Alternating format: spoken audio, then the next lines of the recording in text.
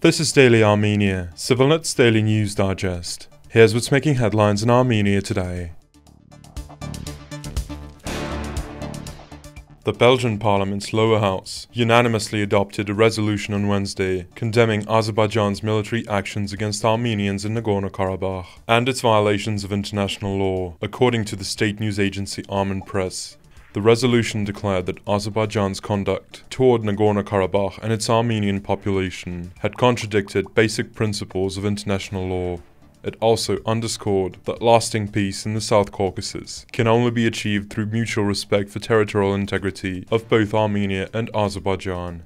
Moreover, the Belgian lawmakers specifically denounced Baku's threatening rhetoric tied to the so-called Western Azerbaijan narrative and condemned the detention and trials of former Nagorno-Karabakh leaders.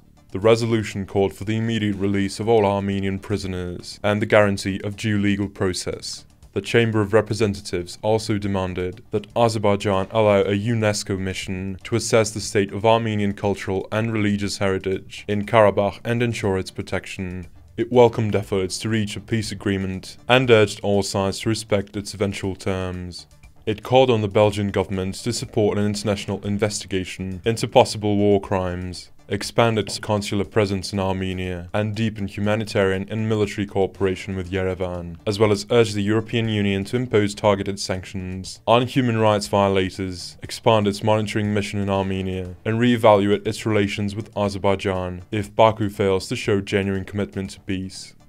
Michel de Magde, one of the resolution's co-authors, said the move reflects Belgium's dedication to law and justice. On one side is Azerbaijan, which constantly introduces new preconditions for peace. On the other side is Armenia, which remains open to dialogue and asks only for respect for its sovereignty, he told Press, adding that the vote was yet another sign of friendship between our two peoples.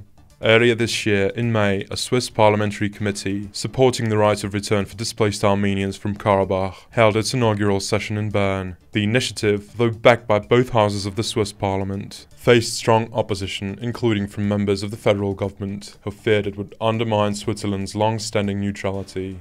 Azerbaijan declined to participate in the discussions. Iran has reaffirmed its support for Armenia's stance on unblocking regional transport routes, backing Yerevan's insistence that any reopening must respect territorial integrity, sovereignty, and national jurisdiction. Iran's top security official, Ali Akbar Ahmadian, said this during a phone call with Armenian Security Council Secretary Armen Grigoryan, according to the Armenian side. Separately, Iran's ambassador to Armenia, Mehdi Sohani, said in a televised interview the same day that Tehran welcomes regional unblocking, provided it respects sovereignty and benefits all countries involved.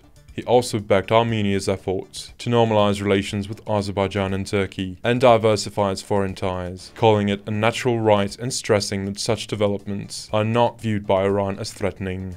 Sohani emphasized that Armenia's deepening ties with the EU, US, and India should also help strengthen relations with Iran, citing recent joint projects, including an Iranian-built recycling facility near the Mehri customs point.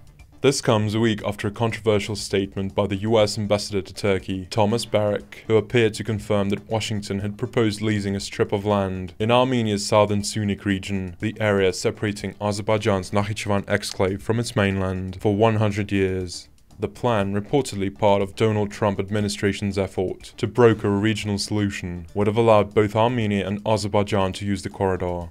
Baku has long sought to connect Nakhichevan through Sunik and has stepped up demands for unimpeded access since the 2020 war. Though during a press conference this week, Prime Minister Nikol Pashinyan acknowledged the existence of a US proposal and conceded that Armenia might outsource management of the route, he firmly rejected any suggestion of a land lease to the United States. Pashinyan stressed that Armenia would retain full sovereignty over the territory, clarifying that the government may only consider hiring a third party as a contractor to ensure the security and safe operation of the passage, but not at the cost of relinquishing control. In his latest op-ed, our regular contributor Eric Hakopian raises the alarm over signs of democratic backsliding in Armenia. While he acknowledges that the recent coup attempt could be real, Hakopian warns that the government may use it to justify long-term persecution of the opposition, drawing parallels to how Erdogan's government has acted in Turkey since 2016. Similarly, although Russian interference is a legitimate threat that Prime Minister Pashinyan seeks to confront, it may also become a pretext for creeping authoritarianism. Read the full piece by following the link in the description. And finally, the CivilNet number of the day is 2. That is because Grandmaster Levon Aranyan defeated Norway's Magnus Carlsen 2-0 in a dramatic tie-break showdown at the Freestyle Chess Grand Slam in Las Vegas on Wednesday, sending the 5-time world champion to the lower bracket. Aranyan, who was born in Soviet Armenia and now represents the United States, delivered a rare clean sweep against a player widely regarded as the best in the 21st century and one of the greatest in chess history. And as always, please follow CivilNet for the latest news and independent reporting from our contributors on the ground here in Armenia.